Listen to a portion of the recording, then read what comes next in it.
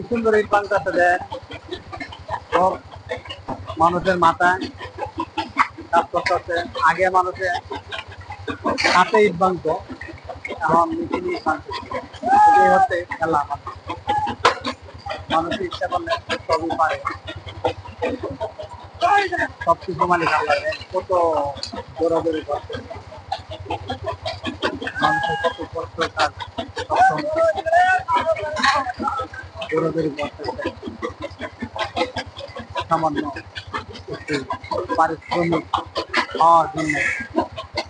এই টাকাটা নিয়ে মানুষের অনেক কিছু আশা করে, কারণ সবাই তো ওই পেটের গঙ্গা থাকে।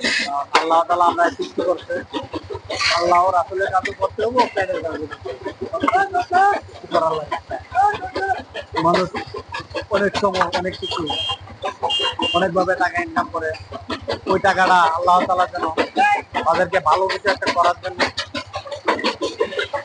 ভালো কাজ করতে পারে, সবাই আশা রাখে মনে হয়।